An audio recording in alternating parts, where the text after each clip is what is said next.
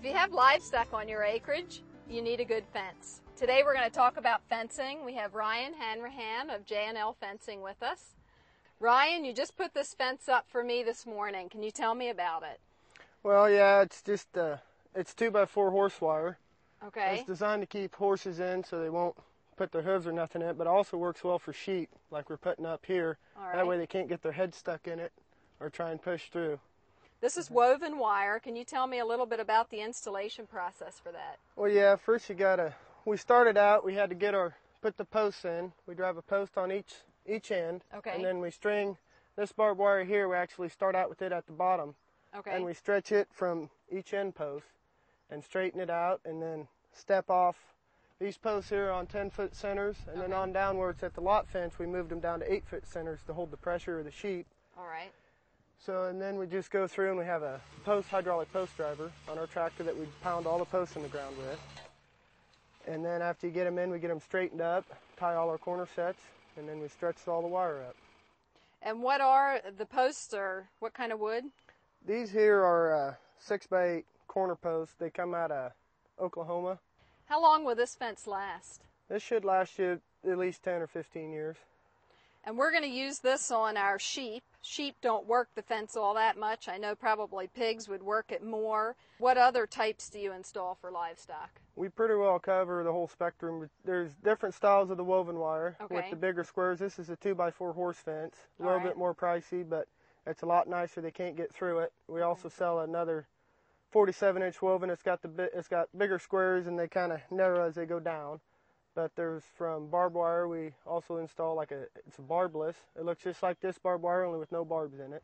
You mentioned this is a little more pricey. What are we talking on price for this type of fence? This fence here runs maybe a little bit over $1 a foot for the material itself. And then whatever it costs to put it in, we figure by hourly sometimes, or rod, depending on the job. Right. We hired a surveyor to come out and survey the property line for this fence. Is that pretty important? Yes, you have to have the survey so you have your pins in, so we know where the property line is. And we also have a laser. Like in this situation, we're not going down the full property line, and you don't have a pin where we need the post. So we set our laser up on one end, and we shoot down the other end to get our line straight.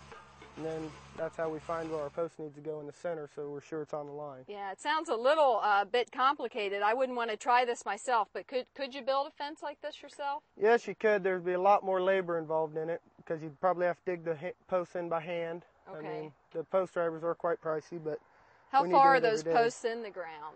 They'll be 42 inches in the ground. 42 inches in the ground. Corner posts and the line posts are roughly 2.5 feet in the ground. What kind of maintenance is involved in a fence like this? Probably the worst thing on this fence would be if snow starts drifting up against it, that puts a lot of weight on it. All right. Or really just if the sheep or hogs or whatnot just start working it real hard. But other than that, there's really no maintenance to it. So every now and then you just take a look at it and make sure it's still holding up. Yep. And now we're at the end of the fence here. Yes, this would be your brace set. It's got 2 6x8 corner posts, one for your corner posts, and we also use it for brace posts as well, with a 9-foot 45-degree brace in it. We have double wrap number 9 for full cross wire, and we also have 2 of them running down to this 5-foot earth anchor here that we screwed in the ground with our tractor. And we twist them, and then we run these wires here through it, and that prevents the number 9 from untangling it by itself because of the pressure. Why does it need to be so strong here at the end? We do all our corner sets this way because we like to overbuild stuff to make it too strong. Right. But another reason we build them this one is going to have a 16-foot 2-inch cattle gate hanging off the end of it. Okay. And that's going to be a lot of leverage on these posts that you got to get it anchored down good. Now, is there any chance this wire will actually rust? It will over time, but it does have a galvanized coating over to keep it from rusting. All right. And it'll take it quite a while for it. It'd be a good 10 years for it rusts. The worst part on a fence is, that's the reason we keep it up off the ground. Okay. Is to keep it from that dirt is what's going to rust it. It's got to, water. But as long as it's out of the dirt, it shouldn't rust.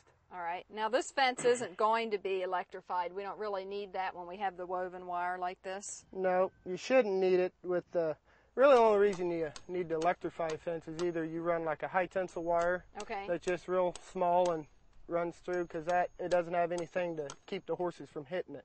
So you want to electrify it so it has a little bit of zap to So they it. just stay away from Yeah, it. like barbed wire, you don't need to electrify it because you got all your barbs on it. So Right. when they hit it, they shouldn't hit it too, they only hit it once or twice before they know to stay away from it. Right. Thanks a lot, Ryan. Well, thank you.